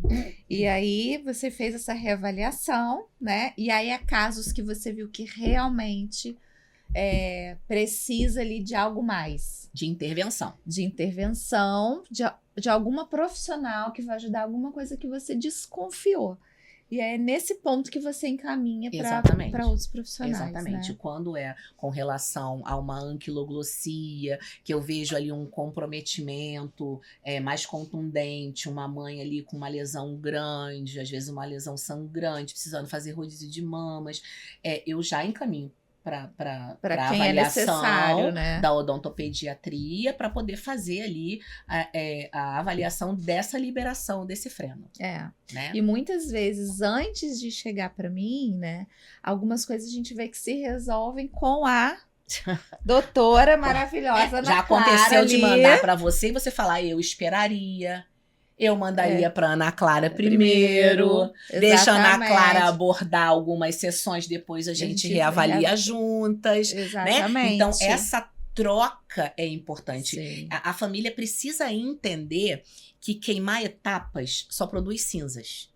Então, se eles queimam a etapa da consultora e vai direto para a fonoaudióloga, ela perdeu a oportunidade, talvez, né, de salvar a amamentação, exatamente. Com o mínimo de interferência, né? A gente precisa preservar esse ser que tem uma sensibilidade muito grande às abordagens sensoriais. Sim. Uhum. E aí, Ana, quando chega lá em você, quando né? chega, deixa eu falar o que quando chega lá, né? O que você faz, assim, primeiro, Ana, eu escuto eles perguntarem assim pra mim, mas quanto tempo que vai resolver isso? E o que ela vai fazer? O que ela vai fazer? O que ela faz? O que ela faz que vai ajudar a gente na amamentação? Muita gente tem essas dúvidas, né? Bom, a questão, assim, que é um mito, né? Primeiro, o freio vai provocar alterações posturais globais, né? Então, isso a gente já sabe que não tem comprovação científica nenhuma. E até pouco tempo foi falado que acontecia isso, aí o artigo e tal, e agora isso já caiu por terra, né? Então, eu acho muito mais fácil a gente pensar, e lógico, né? Que a postura corporal ela é uma coisa única, né? Ela é uma coisa de cima e embaixo, realmente. Mas a estrutura do freio, ela é de uma camada bem diferente da camada da organização postural, né? Então, a gente tem muito mais coisas para pensar do que a alteração do freio causando dificuldade em postura. Né? Ana, quando você fala de camada postural, você está falando de tecido histológico? Tecido, de níveis de tecido, né? Camadas superficiais, profundas, camadas mais relacionadas com o eixo da coluna. Entendi. Né? Então, isso é uma coisa que a gente precisa já esclarecer, que não é bem assim. A gente tem outras estruturas mais importantes. Então, o que a gente vê, né? O bebê que ele está descrito lá que ele tem um torcicolo. Você vai ver, ele tem realmente, né, uma intervenção, uma importância, né, do encurtamento desse músculo esternocleido aqui, que provoca a inclinação da cabeça para um lado, a rotação da cabeça para o outro. Mas você vê que aquilo ali, algumas vezes, não vem exatamente daquela região. É uma coisa como um todo. Você vai ver a coluna desse bebê está envolvida nisso, a pelve desse bebê está envolvida, né, na mesma situação. Então, olhar o bebê como um todo. Tá? Quando chega um bebê com dificuldade na amamentação, é isso que a gente vai fazer. A gente vai olhar o bebê como um todo. Eu não vou olhar as estruturas, né, dessa região pura e simplesmente. Né? Então, tem uma avaliação que a gente faz, que é proposta por uns italianos. Essa avaliação ela tem comprovação científica, né? Validação científica. Então, a gente tem condições de tentar localizar ali a região que a gente chama de ROI, que é a região Region of Interest. É a região aonde te interessa. Tá? Olha. Então, por essa avaliação, a gente tem tido, né, mais sucesso nessa localização. E muitas das vezes esses bebês com essas queixas, eles têm essa região de interesse na face, né, que é o bebê que eu comentei com você, que tinha a face muito coaptada. Óbvio que se você tem uma compressão nesse sentido, é muito provável que dificuldades na sucção e deglutição venham a ocorrer. Tem bebês que têm esse ROI, essa região de interesse, na junção crânio-cervical, em regiões de associação com a clavícula, por exemplo, né, essa região de cintura escapular e clavicular. Você pode tem bebês, por exemplo, que têm a língua projetada, né? Eu acho que eu já cheguei a ter um caso desse com você. Já. As pessoas confundem, inclusive, isso com macroglossia. Inclusive, Exato. é muito, muito comum você ter diagnóstico de crianças com síndrome de Down com macroglossia que não são macroglossia. Exato. Né? Depois você então, pode até... o que a gente observa em alguns desses bebês, né? Quando o tórax ele é muito pressionado, né? Isso interfere na função da região visceral da parte anterior do pescoço, e isso pode fazer um posicionamento inadequado para abraçar a língua no assoalho pélvico. Tá? Então, essas interferências podem ocasionar uma língua mal posturada. É aí que a gente vai intervir, que não é a função, né, da fono, né, que é uma função da postura global, aí a gente pode ajudar. Por isso que eu falo que a gente vai intervir, vai poder ajudar aonde você já não consegue mais, porque você vê que tem alguma coisa esquisita, mas não sabe aonde. Não é da minha área. Não é da sua área. É onde a consultora, né, em top 1, ela também viu que a intervenção dela não está gerando um sucesso. Então, a gente tem que buscar esses detalhes aí, né? A tal da assimetria craniana, né? O bebê que já vem com uma assimetria craniana. Isso também vai interferir, porque uma vez interferindo na abóbada craniana, na base do crânio, vai interferir na posição da mandíbula. Às vezes você tem um bebê com uma assimetria mandibular, Sim. E aí que quando você vai avaliar, o bebê chora, é aquele bebê que levanta mais um lado da língua do que o outro, né? O próprio bebê com real torcicolo congênito também vai ter isso. Então, a osteopatia vai interferir aí, né? Uma coisa que é importante falar é que nós somos muito mais fluidos do que qualquer outra densidade de tecido, né? E esse fluido, ele tem que ter liberdade de movimentação, né? Então a gente enche e esvazia o tempo todo, né? Há uma circulação licórica. E se você tem uma restrição de mobilidade, seja ela na altura do diafragma, no tórax, na coluna, no sacro, né? Na base do crânio, esse líquido ele fica com dificuldade de percorrer para cima e para baixo, para um lado e para o outro, né? Então, promover mobilidade vai produzir uma melhor distribuição da pressão desses líquidos, tá? Então, é por isso que a gente pode ajudar.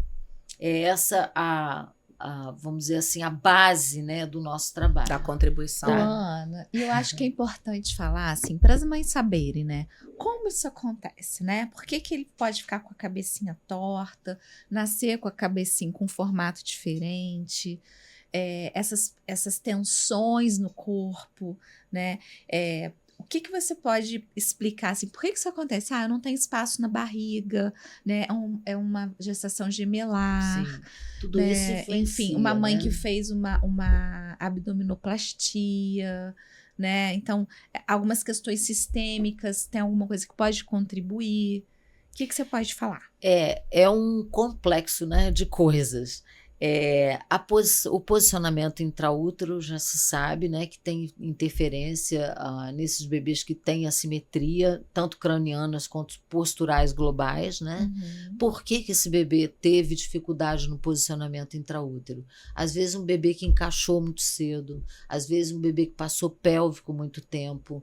É comum, né, a gente ver esse bebê pélvico que aqui em cima fica o fígado da mãe, né? Então, é aquele bebê que nasce com a cabeça A gente não tem medida para isso, né? Que quando a gente pega o craniômetro, a gente mede as diagonais e esse diâmetro aqui com esse. né? Mas para esse Lateral. achatamento a gente não tem medida, isso é observacional. Outra coisa que pode acontecer também, bebês que a mãe mesmo fala, não mexia muito intraútero, né? Bebês que ficaram muito de um lado da pelve, a mãe fala, eu senti até dor desse lado aqui. Então, na minha costela. Exato. Isso tudo pode influenciar, né? Na verdade, esses históricos, eles merecem sim uma avaliação e às vezes não uma intervenção, mas uma orientação, tá? Uhum. Eu não sei se respondi totalmente a sua pergunta. Respondeu, porque o que acontece? Foi até um relato de uma professora minha que ela foi estudar freio justamente por conta disso. E o bebê dela nasceu com uma plagiocefalia, né? Então, um lado da cabeça maior que o outro, a gente tem toda uma estrutura rodada de temporal, enfim. E a questão na época, né, que a pediatra falou assim, não, isso pode Volta deixar sozinho. que isso vai resolver sozinho. A gente ouve muito, o cabelinho tampa. E isso não aconteceu, e ela, hoje o filho dela tá com 6, 7 anos e fala, mãe, por que a minha orelha uma parece mais que a outra? Por que o meu olho é um pouco mais baixo que o outro? Minha cabeça fica com vergonha do formato da cabeça. Então, eu acho que é importante saber que isso a gente tem como fazer uma intervenção e isso se resolver. Exato. Né? Esse negócio do resolve sozinho acontece mesmo? Não, não acontece, né? Exatamente. Eu acho que assim, o periósteo ele tem uma capacidade de autodeformação positiva, vamos dizer assim. Ele vai se modelar de alguma forma. Mas se ele vem assimétrico, e essa simetria, quando a gente mede, é importante, aí não. Aí, nesse caso, então tem um nível ali em que você fala, isso precisa de abordagem, isso não precisa de abordagem. Tem avaliação para isso, né? Então é importante mandar para você todas você as poder assimetrias, avaliar. Ana? As assimetrias têm que ser avaliadas, todas, né? Porque a gente não tem competência para definir grau. E sim, até você diagnosticar ali o quão importante ela é. Para tratar, a gente também tem um protocolo, né? E minha filha, abre a agenda, hein? Porque, assim, o que você faz até o 5º mês, do 5º até o 7º... isso era uma pergunta que eu tinha. Eu já ouvi dizer assim, a simetria craniana tem tempo para corrigir. Eu também, até o 4º mês. Como é que é esse tempo? O que é esse tempo, né? Até quando a gente pode encaminhar um bebê com assimetria craniana para sofrer intervenção? Ou, porque quando você lida ali naquele primeiro momento, a criança às vezes não tem dificuldade nenhuma na amamentação, mas você viu a assimetria, né? Sim. Eu não consigo passar por cima disso. Eu faço, no mínimo, um comentário e uma sugestão de que ela converse sobre aquele assunto com o pediatra da criança. Sim. Mas até quando, né? Para eu dizer para ela assim, olha, não vejo algo tão assim desalinhado, porque às vezes você olha e você fala, nossa, o meu olho enxerga porque eu olho muito, né? Mas seria importante que a senhora procurasse o osteopata até pelo menos tal idade. Então, é o seguinte... Quem faz a cabeça crescer é o cérebro, né? O cérebro cresce e empurra os ossos cranianos. E o cérebro cresce muito até 3 meses, muito. Ele vai empurrar o cérebro aonde não tem tensão. Então, aonde tem tensão, ele não vai conseguir empurrar. É aí que a cabeça vai amassar, tá? Vai ter esse aspecto de amassada. Porque, na verdade, ele foi adiante aonde ele não encontrou tensão. Então, esse período até o 3º mês é crucial, porque daí você tem mais condições de resolver isso. Até o 6º mês, o cérebro também está em crescimento, menos, né, em proporção do que até o 3º mês, mas também o período onde ele cresce muito e ele vai empurrar o crânio. Vai continuar crescendo a partir daí também, mas nesse período também é crucial. Então, pelo menos até o 6º mês, essa criança deve ser vista. Sendo que seria ideal que a gente tivesse esse encaminhamento até o 3º, porque você tem aí 3 meses de uma boa janela de intervenção, vamos chamar assim. Entendi. Tá? E lembrando que para sucção não é só mandíbula, né, gente? A gente precisa do maxilar, precisa do palato. Então, esse palato ogival, por exemplo, vai dar uma dificuldade de posicionamento da língua. Exatamente. Então, a gente trabalha com esse contexto geral. Tá? Outra coisa importante, quando você falou do palato, né? Eu lido muito com bebês que ficam longos períodos entubados, né? Sim. E o tubo faz uma pressão sobre o palato. E aí as crianças normalmente saem com esse palato mais ogivalizado, às vezes até ogivalizado e atrésico, né? E eu digo para as mães assim, eu falo sobre a questão de fazer um acompanhamento tanto com osteopata quanto com pelo menos passar por uma avaliação da odontopediatria, porque eu digo para elas o seguinte: aumento do espaço de altura de palato, redução do espaço nasal. Sim. Então, a tendência dessa criança ser um respirador oral, ela se potencializa quando ela tem uma atipia no formato do palato. Né? E isso é muito importante, inclusive para sucção. Algumas crianças que ficam... O esforço da sucção também o maior, alcance, né? que a língua precisa para poder fazer esse jogo pressórico dentro da cavidade oral muda completamente. Então, o fracasso do aleitamento materno em crianças que ficaram entubadas e que tem associada a isso a atipia do formato do palato, o fracasso ele é muito eminente. Né? Porque você pôr um bebê pequenininho, sem potência física, de força, de disposição, de disparo para a sucção, com esse palato alterado, né? Acho que devia ter a abordagem osteopática dentro da UTI. É verdade. Né?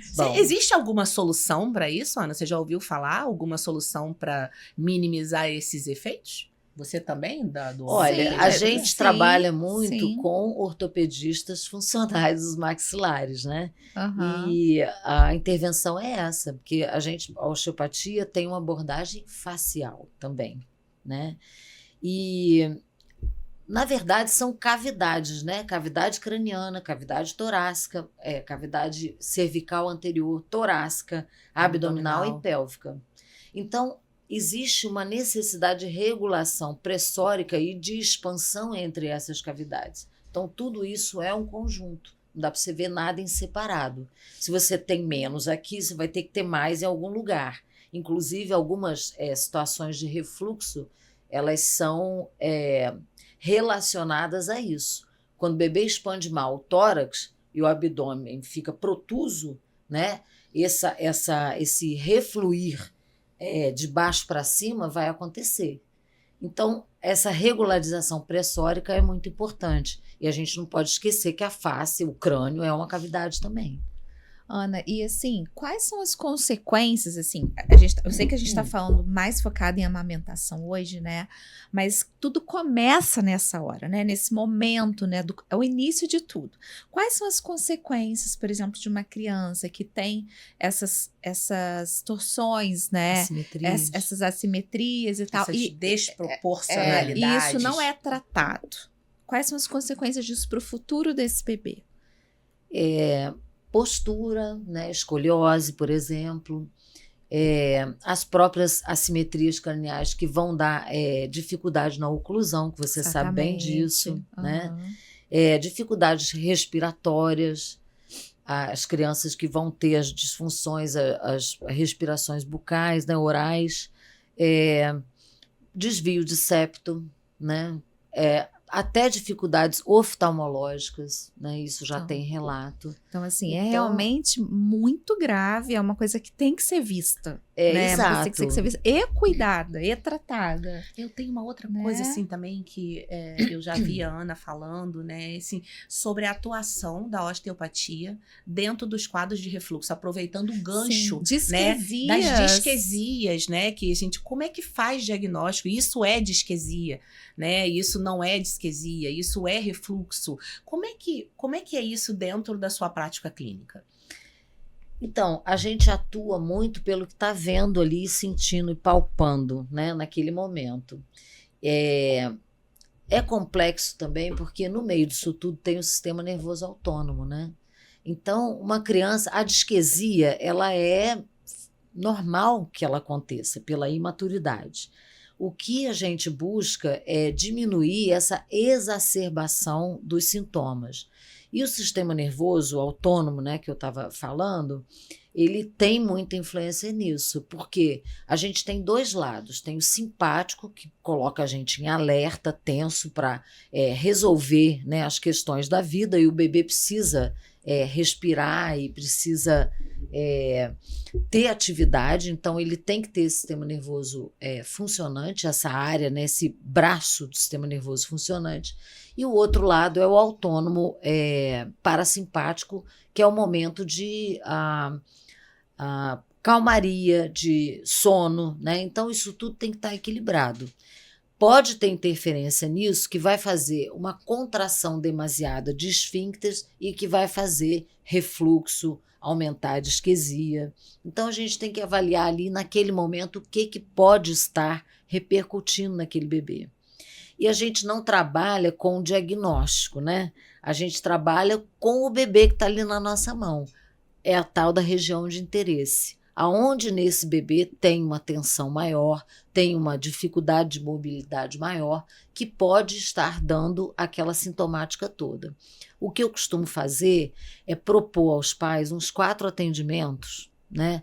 Sendo que você pode fazer 2 semanas seguidas e talvez resolver depois daquelas 2 semanas, falar assim, não, volta daqui a 15 dias, né? Caso você tenha uma melhora dos sintomas, para fazer um acompanhamento e ver a resposta daquele bebê, né? É óbvio que se a coisa não está andando para um bom caminho, não é ali que você vai resolver, mas essa intervenção inicial, ela precisa ser feita uma série de orientações para ver a resposta do bebê, tá? Então, a gente trata o bebê que está ali na nossa mão naquela hora, que na semana que vem, provavelmente ele vai ter outras regiões de interesse, pode ter, né? Outras regiões de interesse que você vai pegar para resolver, para tentar ajudar naquele momento ali. Ou que vão se descortinar Sim. a partir do momento que você fez uma regulação daquela que estava de interesse na semana anterior. Eu costumo dar o exemplo interessante assim. essa questão de zona de interesse. Muito. Muito. É aquela questão da roupa suja, né? Que você pega para lavar. Você joga ali na máquina, sai a sujeira inicial. Aí E você aí acha uma mancha. você acha aquela manchinha, Você né? sabe que, refletindo aqui, eu acho que o meu trabalho, não da fonoaudiologia como um todo, né? Estou falando aqui especificamente da minha área de atuação, eu também trabalho com zonas de interesse. Porque às vezes eu, gente, porque eu também tô pensando, isso se aplica muito. Nossa, Ana Clara, acho que meio que libertou a gente, porque a gente fica ali muito preocupada. Me perguntam o que ele tinha. Quem libertou a gente foram esses italianos, tá? André Manzotti e a Serritelli, que são assim os cabeças, né, dessa área de pesquisa. Muito interessante. É muito interessante. Muito. Eu adorei isso. Porque assim, se Então, você parar para assim, pensar, a gente trabalha com zonas de interesse. A partir do tem momento quando você que tem nem esse sempre olhar tão global. na cara, né? Assim, o Você diagnóstico. precisa limpar o caso. Essa né? disfunção Chama isso oral de- que a gente observa nessa criança é da anquiloglossia? Assim, ele tem anquiloglossia, mas às vezes não é. Exatamente. Né? Então, E assim, registrar aqui quem trouxe, né, esse pessoal para cá, que foram Adriana E o Lacombe e Mauro Gemelli, maravilhoso. né, que são os sócios, né, da Osteo Kids, que é a escola que eu dou aula, que foram lá, porque esse pessoal pesquisa muito, então vamos lá ver, Vamos né? lá, vamos ver. E aí que treta fizeram que é uma essa. relação com esse pessoal e conseguiram trazer, né? Tem uma outra escola também do Brasil, que é o IBO, que trouxe o Serritelli, que é o parceiro do Manzotti, que veio pela Osteo Kids, né? Então, eu acho que aqui no Brasil a gente tem isso. A gente parte do princípio que a gente não sabe e a gente vai atrás, vai buscar sem pudor nenhum, né? O investimento que a gente faz em formação é muito grande, né, gente? É muito verdade. grande. A gente se cobra A muito gente sobre essa muito, competência, né? Exato. Estuda muito, investe muito. Desenvolve muito, né? Enfim. Mas aí eu tenho mais uma pergunta para você. Não acabam, né? Não a gente acabam. tem O que muitas acontece? perguntas, Muitas perguntas. Por exemplo, tudo bem, de novo, né? Aqui é uma coisa voltada para amamentação, mas acho que também é muito informativo para os pais, né? Então, assim, o que a osteopatia pode tratar numa criança? meu filho, acontece isso com meu filho. O que a osteopatia tá aí para ajudar a criança? Em que casos a gente pode recorrer à osteopatia? Porque eu sei, porque eu já utilizei minha filha, a gente sabe que é mágico, parece mágico. A gente entra na sala da Ana Clara, aí a gente entra lá. No meu caso, eu entrava morrendo de dor, 40 minutos, 1 hora, saía sem dor nenhuma. É bem Ela assim, fazia com mágica todo mundo, comigo. mas é bem a assim, maioria. assim, Eu me beneficio da osteopatia dessa nossa, forma gente. também. E assim, infelizmente, tem muitos profissionais da saúde que ainda não conhecem, né? Então, enfim, para a gente divulgar mesmo o benefício que a osteopatia faz. Então, o que a osteopatia ela pode fazer por uma criança? Mais uma vez, né, a gente trata o que a gente encontra, né? Mas Sim. que sinais ou sintomas, porque o bebê ele não tem sintoma, né? Ele tem sinais. Mas a criança maior pode te dizer, eu estou sentindo isso, né? Ou aquilo. Então, o que a gente recebe, né? As crianças que têm essas assimetrias cranianas, as crianças que têm torcicolo, alterações, né, posturais, né, que a gente pode tratar com osteopatia e pode ser que seja preciso outros níveis de intervenção também. As crianças que têm refluxo, disquesia, as crianças que têm uma irritabilidade frequente, que aí já fala mais, né, a parte do sistema nervoso autônomo, né? Você diz os bebês que são muito Bebês irritados, né? Bebês que têm posturas de hiperextensão, aqueles bebês que se jogam muito para trás, não se sabe muito por quê. Bebês que têm dificuldade no sono, né? Isso tudo aí pode, esse desconforto, né? Pode gerar o bebê tudo que chora isso. o tempo todo, chora, o tempo chora, todo, chora, exato. bebê que Às chora vezes, o tempo todo. eu às vezes brinco assim, falo, gente, parece que eu tô botando esse bebê pra mamar num algoz, porque Sim. ele é extremamente irritado ao manuseio, às tentativas de tanto e agora tá, né, gerando esse alerta. Por que esse bebê é tão irritado assim? Né? Às vezes não tem nada na história de gravidez, de parto, não tem nada. Às vezes ele não tem absolutamente nada, ele só tem irritabilidade, mais nada. Né? Esses bebês, eles têm uma dificuldade de modulação, né? É como se tudo para eles fosse uma tempestade. Fosse muito. Né? A percepção sensorial de todos esses estímulos. Então, a osteopatia tem sua área de atuação aí, mas é importante, né? E a gente sempre bate isso dentro da escola mesmo. Você vê se você não está precisando de um outro colega, né? Do fisioterapeuta neurofuncional, né? Porque aí bebês com atraso do desenvolvimento, o que ele vai fazer? Ele pode passar por uma avaliação osteopática para ver se tem alguma coisa, porque a osteopatia vai lidar com o trabalho de proporcionar mobilidade aos tecidos, mas nem tudo é por causa de falta de mobilidade, né? Pode ser por falta de padrões de movimento. Aí já é a área da atuação do fisioterapeuta neurofuncional. Entendi. Que aí cai igual a gente mesmo, né? Tipo, aí a gente vai encaminhando para as outras responsabilidade, né? Porque a osteopatia também caiu na modinha, né? E a gente não quer tratar de modinha. A gente quer tratar do que precisa, que pode ser tratado. Situações né? reais. Menina, eu quero, assim, pular da Ana para viver. Para viver. Porque eu tenho aqui algumas questões com relação à abordagem dos freios orais. Sim. Né? A gente, sempre quando indica a frenectomia, a gente tem duas situações. Ou os pais querem logo fazer imediatamente, ou eles ficam com medo. E aí gera-se várias questões. Isso dói? Isso sangra? Recebe anestesia? Não recebe? Precisa de abordagem terapêutica no pós-operatório? Como que eu devo me comportar? Às vezes essa criança chega para mim em uso de mamadeira.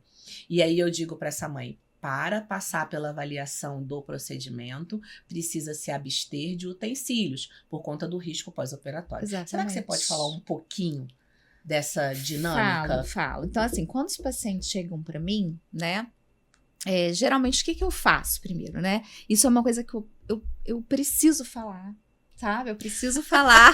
Desabafa. Preciso desabafar aqui, né?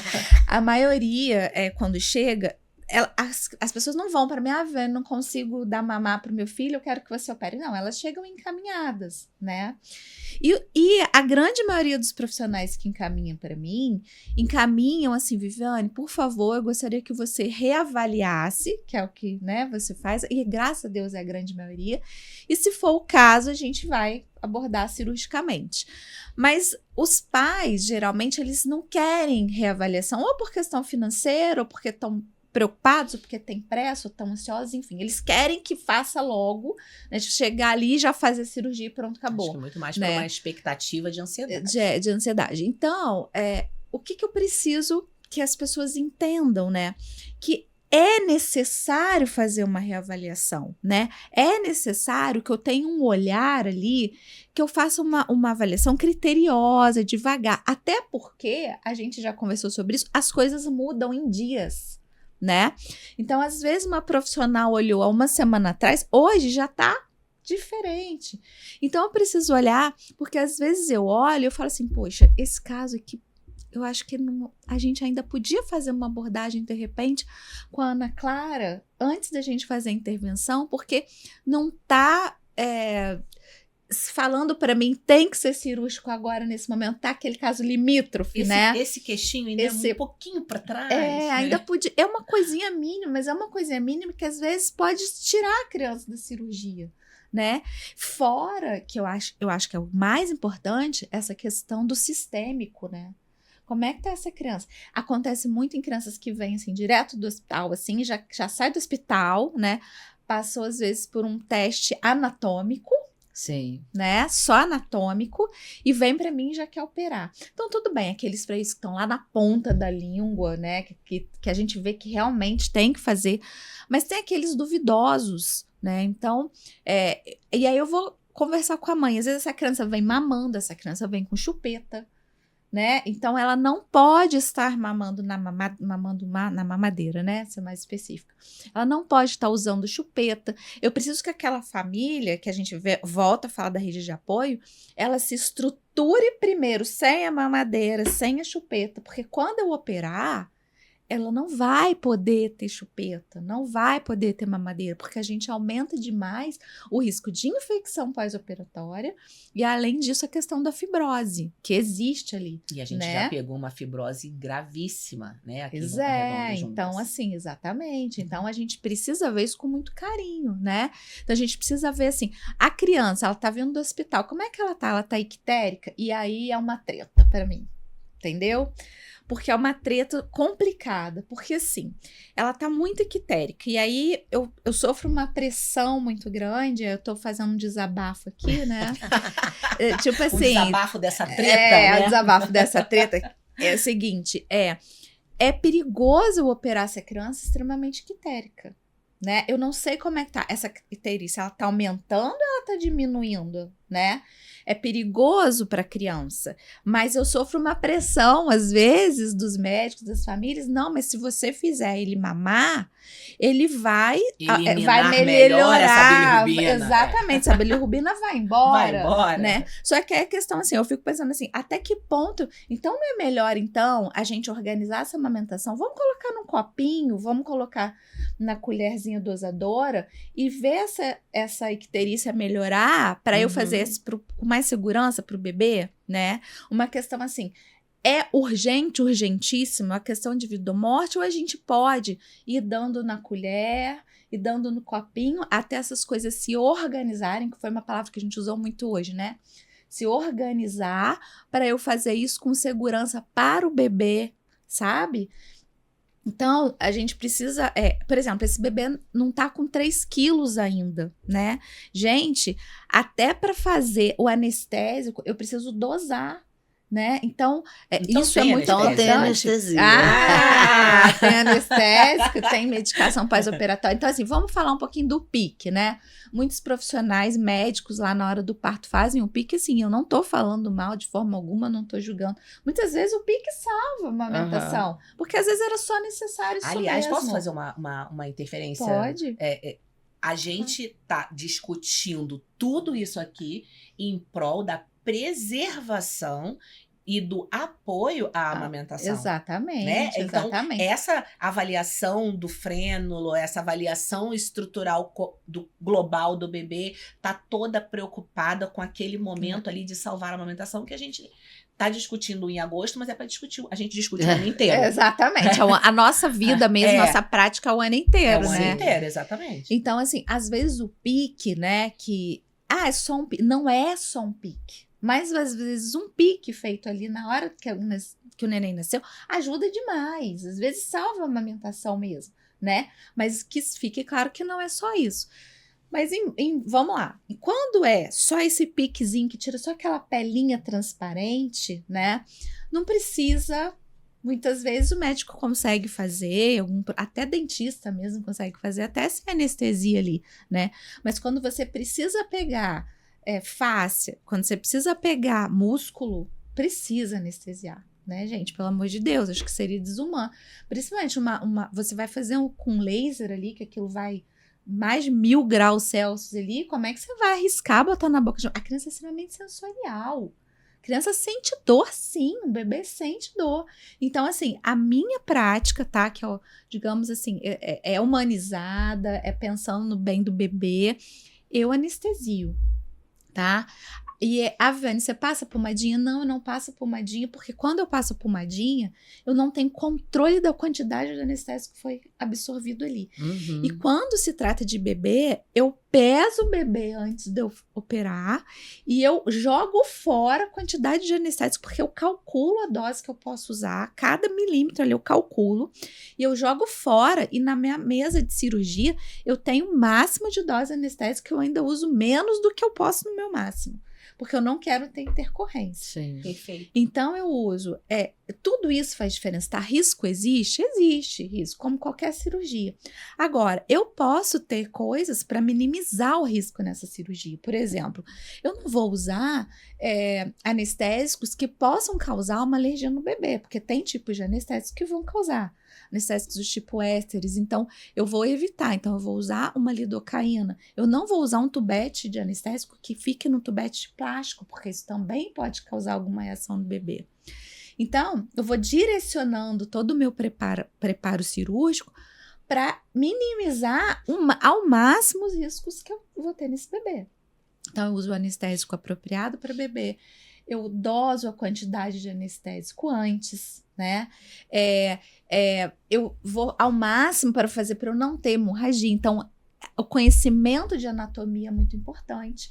Outro dia foi o quê? Foi essa semana. Claro que tem profissionais indo fazer cirurgia nas casas, né? Fazer domiciliar. Eu acho isso maluquice, eu acho isso loucura, né? Eu não sei como é que vai ser hoje, mas eu acho isso loucura.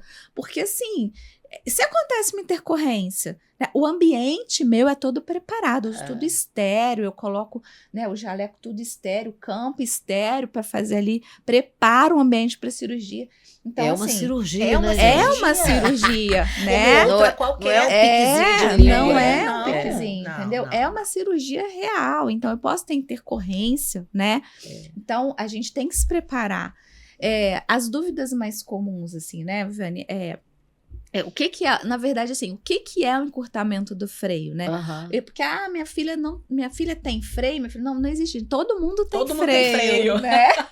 Graças a Deus, todo mundo tem, né? Então, o freio é uma estrutura anatômica que ela precisa estar ali, né? E ela vai dar o quê? O equilíbrio entre a mobilidade, né, e a estabilidade. Então, por isso que tem outra treta, que é a do freio labial, né? Então, assim, faz ou não faz? Faz ou não faz? Aí tem uma época que todo mundo manda fazer, tem uma época que todos os estudiosos falam já não fazer. E agora tá uma briga danada disso do labial, né? Mas vamos focar no lingual. Eu encaminho, tá? Eu Tem encaminho. depois Quando nós eu vamos conversar sobre essa eu treta. encaminho para a avaliação, não para a abordagem, mas para avaliação e acompanhamento. Exatamente. E aí é uma coisa que a gente tem que estudar muito, porque é realmente uma tretaça, né, dos grandes estudiosos aí, em voga, inclusive atualmente, assim, ontem mesmo a gente estava lendo sobre isso. Então, assim, tem gente que aborda, tem gente que abomina a abordagem, principalmente na ortopedia funcional dos maxilares, porque o freio labial, né, todos os freios a gente pode ter inserção muscular, né?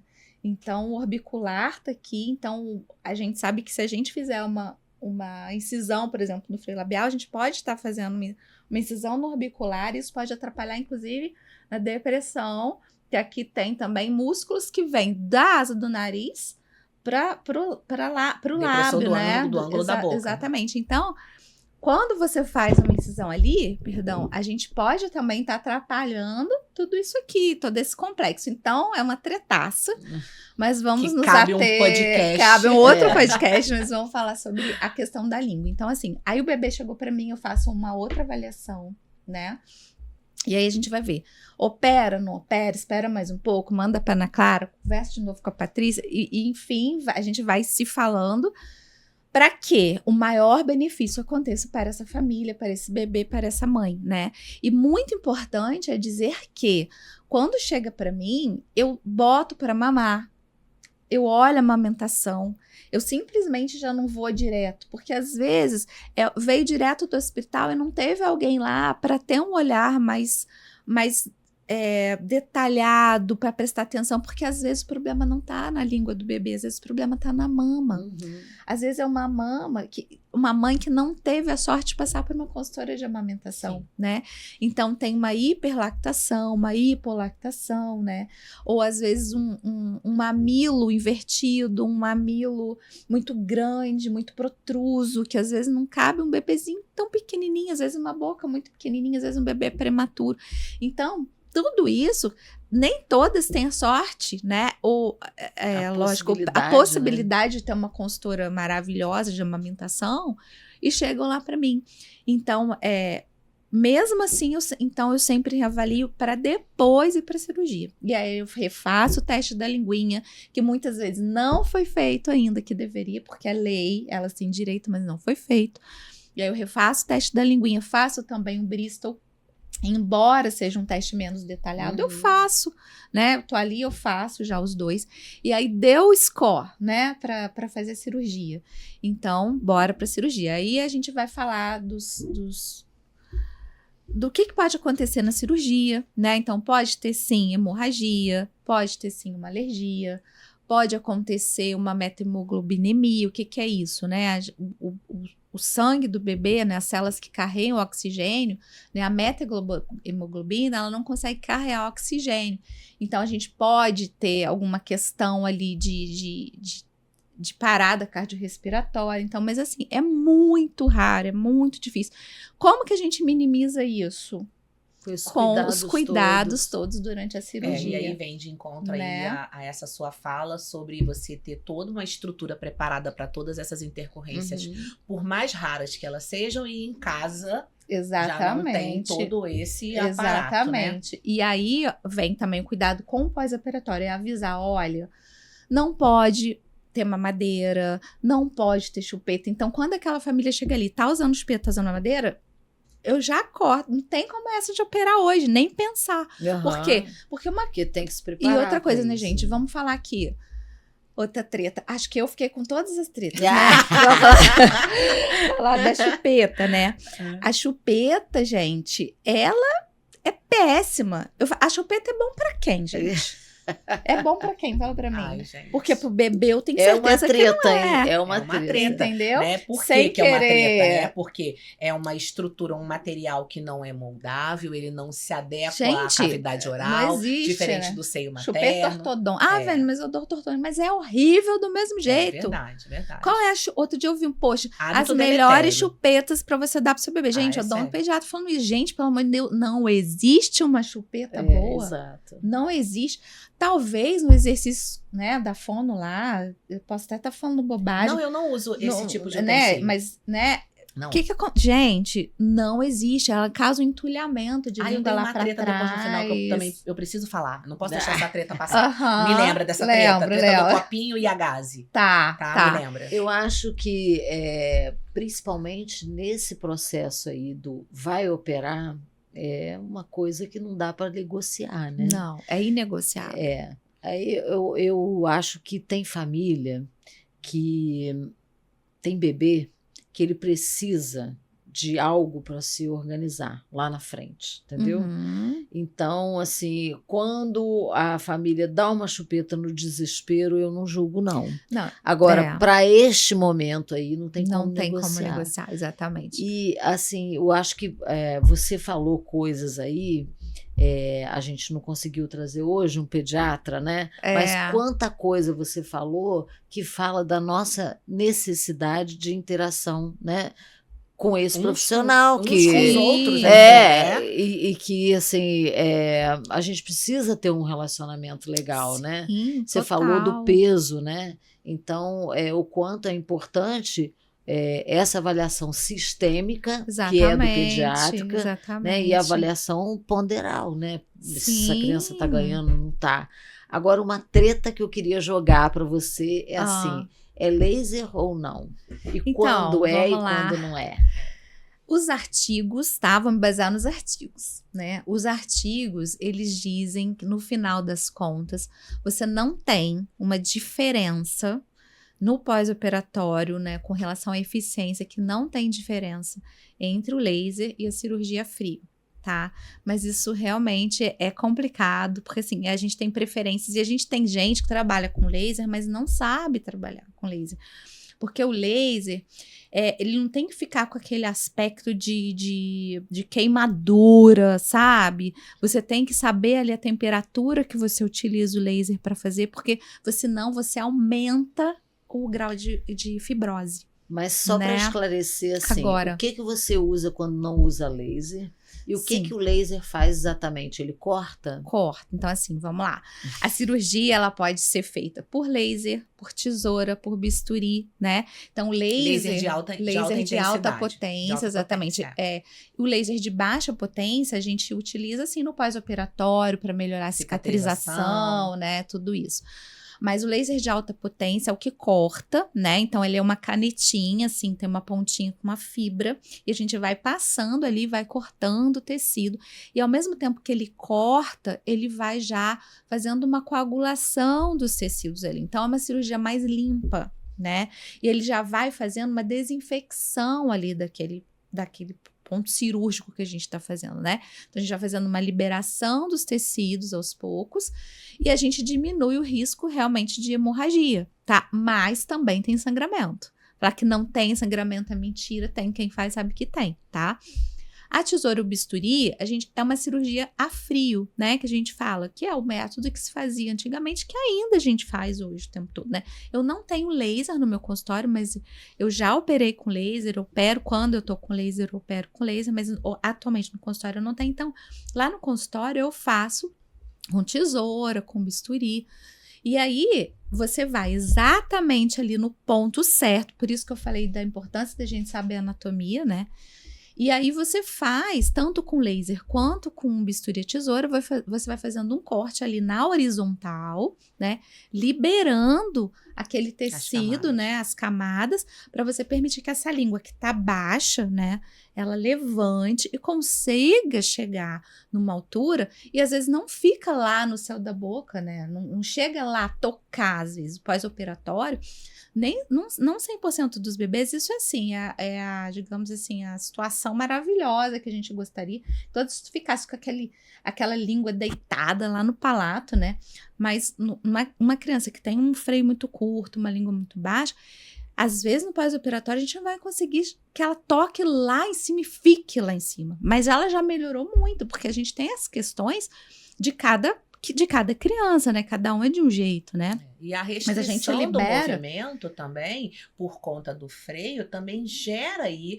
o fato de você liberar, não quer dizer que ele já vai ter um condicionamento muscular. Não, exatamente, tá? É isso que eu falar. Porque às vezes uma criança que nunca mamou direito, isso eu explico para os pais, uma criança que nunca conseguiu mamar direito, eles querem... Muitas vezes a gente tem expectativa de que, não, vai fazer a cirurgia e vai resolver tudo. Eu falei, não, peraí, ele vai reaprender tudo. Tá aprendendo de novo. Então, alguns acontecem, tá? Tipo, saiu da cirurgia, bota no peito a mãe. Ai, que maravilha! Não tô sentindo dor. Melhorou muito. Nossa, melhorou muito. Bom. E alguns acontece que bota no peito e a criança fica assim, meio que sem saber o que fazer, sabe? Porque com aquela liberdade. Com aquela liberdade toda. Você vê que a criança assim, bota na língua e não vai. bota na mama e não vai, porque a criança ainda vai aprender que agora ela tem uma língua que sobe, né? Porque o que a gente acabou que eu não falei isso. O que o freio curto, é muita coisa para falar, né? O que o freio curto, né? Ele impede muitas vezes, e aí é importante essa questão da avaliação da função, porque tem criança que tem freio curto e consegue mamar, né? Essas crianças que eu avalio, assim, tem freio curto e não consegue mamar. Ele impede que essa língua faça esse movimento de ondas, né? Então, é a mandíbula e a língua, até os 6 meses, elas estão unidas, trabalhando juntas ali. Então, ela vai para baixo, para frente, para cima e para trás, faz esse movimento.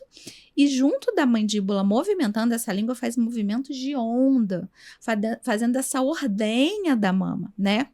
Então, quando, na verdade, ela abaixa, ela cria um vácuo e esse leite jorra, né? Dali. Jorra para aquela cunha, exatamente, né? Língua, exato. E aí a gente tem que ter o estiloglosso funcionando muito bem, genioide funcionando muito bem, né? Por quê? Porque essa cunha, quem faz é o músculo. Tanto que tem criança assim... vamos lá, outra treta, né? Outra treta. Ah, botou a língua para fora... Né? Tá e aí não tem problema de freio. Não, gente, isso. o músculo que bota uma língua para fora são as fibras posteriores do genioglosso, né? O que fica... Musculatura extrínseca. Exatamente. Agora, o freio fica aqui na frente. Uma coisa não tem nada a ver com a outra. Um músculo empurra a língua para fora e o outro eleva. Então, assim, a gente tem que perder isso, porque tem até profissionais de saúde que já botou a língua para fora, tudo bem. Esses estigmas, né, da avaliação. Exatamente. Você então, precisa assim, ter olhos de enxergar. Você tem que, para avaliar, você precisa saber o que você está buscando. Exatamente. Sim, né? Você tem que saber o que você Quem procura, não sabe o que né? tá procurando, não acha. Não acha, não acha. E aí, essa língua, se ela não sobe, né, e ela não faz esse movimento de subir e descer, esse leite não sai, né? E assim, mas também não adianta essa língua subir e descer e fazer o movimento, mas se a mãe não tá conseguindo ter uma produção de leite adequada, então às vezes tá buscando lá na criança. Mas às vezes... Mas precisa ajudar a mamãe. Sim, é uma né? treta isso, né? Por exemplo, os casos de baixa produção de leite materno, com origem especificamente na mãe, são mínimos, né? Normalmente, essa dificuldade começou num chicoteamento ruim, num canulamento muito raso, criança com padrão de amassamento ao invés de sucção, e aí um mau esvaziamento da mama, um estímulo ineficiente, e aí o cérebro muito inteligente, né? Ele faz uma regulagem, e aí ele manda essa questão da produção, da recarga, entre aspas, né? Porque peito é fábrica e não depósito, ele diminui a liberação hormonal. Sim. E aí a percepção de baixa produção acontece. Então, né? por isso... Mas nem sempre é pelo freio. Não, Não, pois é. Né? Não. Às vezes a criança tem uma disfunção oral de origem desconhecida. E aí entra também. Aí eu falei, né? Por isso é importante essa avaliação, porque aí eu vou lá, olho, aí eu olho o formato da cabeça, eu olho que a língua tá subindo, mas ela tá subindo torta, um lado sobe mais que o outro lado. Ou então ela abre a boca, a mandíbula, né? Um lado tá mais baixo do que o outro. Então eu falo assim, gente, então antes de vir para mim, para eu cortar alguma coisa aqui, a gente vai ter que fazer uma atuação lá com a Ana Clara para ver se ela consegue liberar. Às vezes um bebê, fono, né? um bebê que chega lá para mim, ele não tem pescoço, você não vê o pescoço do bebê. Quer dizer, isso aqui tá tudo tenso, gente. Precisa aqui, ó. Aquela criança, isso é importante a gente falar aqui pros pais. Aquela criança toda, aí eu falo assim, manda vídeo para mim, manda foto. Todas as fotos a criança tá com a cabeça pro mesmo lado. Todas pro mesmo lado. A gente vai suspeitar de uma torcicolo congênita. Preferência para mamar de um lado só. Suspeitar de um torcicolo congênito. Então, por isso é tão importante essa questão, a gente avaliar. Então, assim, é só para dar uma concluída nesse assunto aqui, algumas coisas eu avalio e às vezes eu não opero a questão do peso, que eu gosto de que tenha pelo menos 3 quilos, aí não tem, aí eu ligo para pediatra, conversa, a gente conversa qual a necessidade real disso, né? Uma criança que às vezes está com uma hipoglicemia e ainda não foi notado. Então chega para mim lá uma criança assim, a mãe fala assim: não, Vênia, não chora, é muito quietinho, é uma criança maravilhosa. Às vezes faz uma hipoglicemia limítrofe ali, não né? chora. E assim, ainda não foi identificado, e a mãe, tá tudo bem, ela acha que tá mamando. Entendeu? Então, assim, tudo isso, aí uma criança muito quieta, eu já desconfio, né? Então aí eu já peço uma avaliação do pediatra. Aquela criança, eu pergunto também, tomou a vitamina K, né, intramuscular? Como é que tá essa cascata de coagulação? Porque às vezes ainda não tomou, às vezes tem família que prefere, que não quer que faça a intramuscular, e aí quer fazer oral, enfim, e aí aquilo já vai demorar mais tempo, né? A icterícia. Então, tudo isso tem que ser avaliado, né? Eu acho que eu respondi todas as questões, as tretas, assim, mas se tiver... O pós, né? Eu acho que foi o pós-operatório. O pós-operatório, geralmente, eu dou analgésico, né? Eu prescrevo analgésico, porque pode a criança sentir, né, alguma coisa.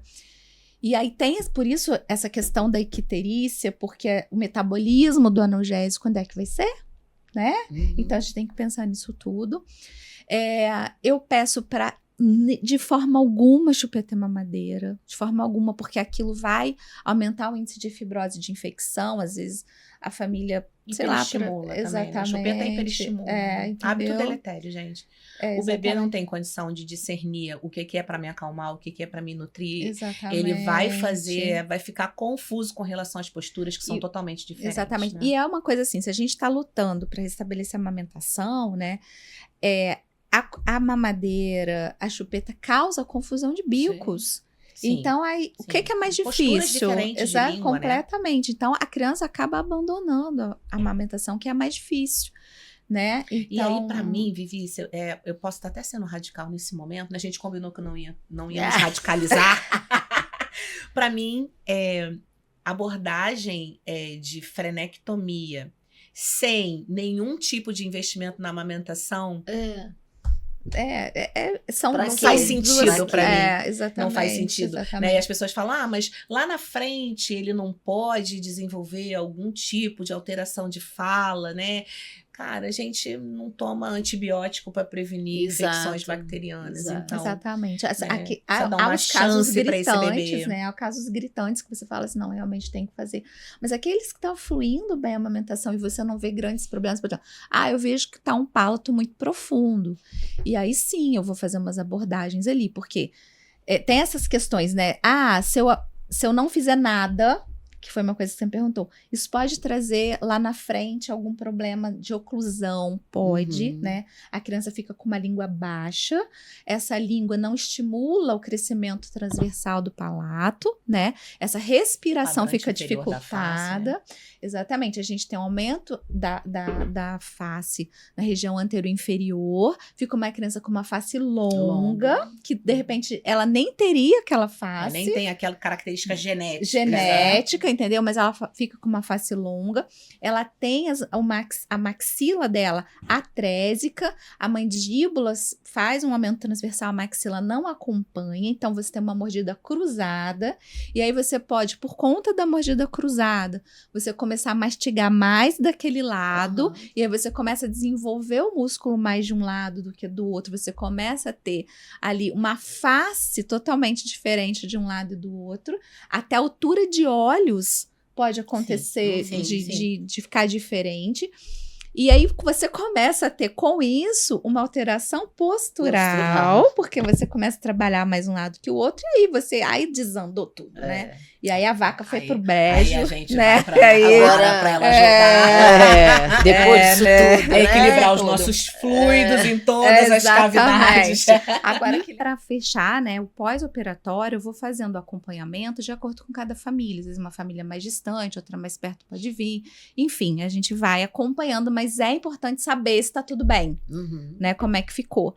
E todo mundo junto. Eu explico que não é só a cirurgia que salva, né? A gente tem ali um campo com 11 jogadores que todo mundo tem que estar jogando bem. Exatamente. Né? Então, assim, a cirurgia é um jogador, né? Então, assim, a cirurgia não salva. O que salva é tudo funcionando bem. Sim. E é isso. Isso aí. Entendeu? Isso aí.